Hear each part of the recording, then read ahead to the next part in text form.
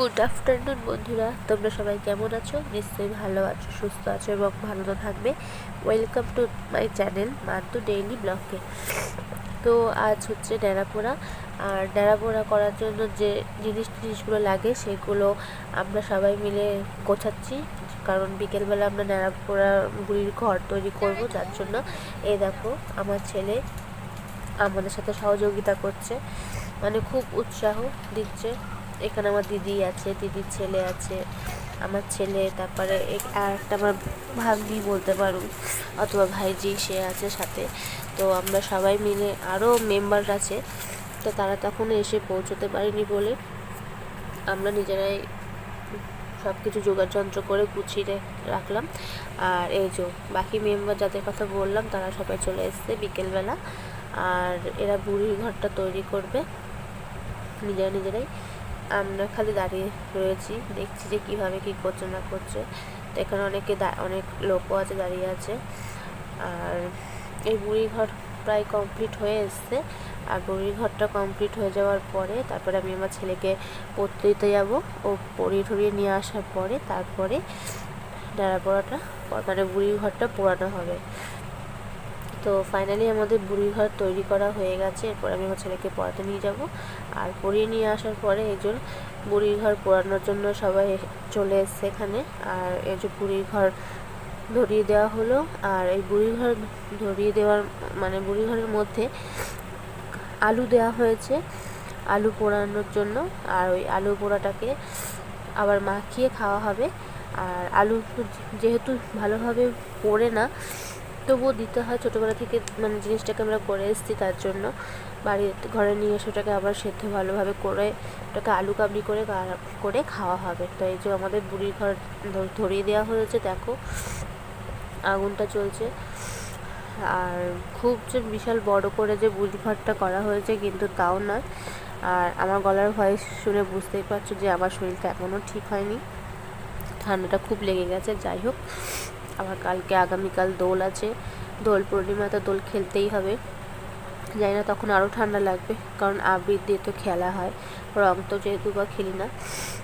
তো যাই হোক, আমাদের এই যে বুড়ির ঘর প্রায় মানে নিভে যাওয়ার শেষের দিকে। তাই এটা নিভে গেলে এর মধ্যে যে আলুগুলো আছে ওই আলুগুলো আবার বার করতে হবে, বার করে সেগুলোকে সেদ্ধ করতে হবে। তো এগুলো তো টাইম তো লাগে। তো বুড়ির ঘর বেশ ভালোই অনেকক্ষণই চলেছে। তো ওখানে সবাই রয়েছে, বাচ্চারা বড়রা সবাই আছে। বেশ এই বুড়ির ঘরটা পোড়াতে খুব আনন্দ লাগে। ছোটোবেলায় মানে আমাদের সময় ছোটোবেলায় তো আরও আনন্দ লাগতো, এখন তাও অতটা মানে বাচ্চারা অতটা করে না যদিও বা। তো এখানে অনেক বাচ্চা এসছে। আর এই যে বুড়ি ঘর নিভে আসছে, আর এরা সব আলু খোঁজাখুঁজি করছে। আলু খুঁজে নেওয়া হয়ে গেলে এই যে ঘরে নিয়ে চলে আসা হয়েছে। আলুগুলোকে নিয়ে এসে আবার নতুন করে সেদ্ধ করা হয়েছে, ছোলা সেদ্ধ করা হয়েছে। আর এখানে লঙ্কা, পেঁয়াজ, শসা, ধনেপাতা সব কুচিয়ে রেখে দেওয়া হয়েছে আলু কাবলি খাওয়া হবে বলে ওই আলু পোড়াটাকে দিয়ে। তো আর এখানে দেখো তেঁতুলগুলোর জল, তেঁতুলগুলো রেখে দেওয়া হয়েছে। আর একটা জিনিস এর মধ্যে দেওয়া হচ্ছে, সেটা হচ্ছে জিরে আর শুকনো লঙ্কা কড়াইতে নেড়ে শিলে বেটে নেওয়া হয়েছে। আর এই যে আমার দিদি মাখিয়ে দিচ্ছে।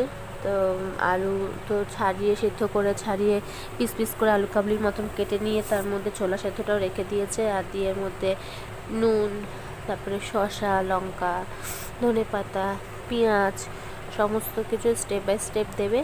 দেওয়ার পরে তেঁতুলগুলো জলটা দেবে, দিয়ে তারপর এটাকে ভালো করে মাখাবে। মাখানোর পর সবাইকে দেয়া হবে। আর সবাই যেহেতু ওখানে রয়েছে, বাচ্চা যারা নেড়াপোড়া করেছিল সবাই রয়েছে, তো ও মাখাচ্ছে, আমরা অপেক্ষা করে রয়েছি যে কখন দেবে, কারণ আলু কাবলিটা খেতে সবারই ভালো লাগে।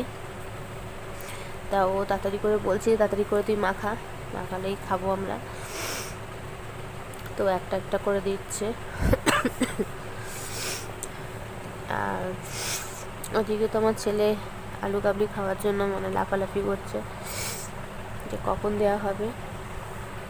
তো যাই হোক, একটার পর একটা ও তো ঝটপট করে করছে। আর আগামী দিন দোল পূর্ণিমা, তোমরাও ঠিকঠাকভাবে দোল পূর্ণিমায় দোল উৎসবটাকে ভালোভাবে পালন করো, আর দোলটা খেলো।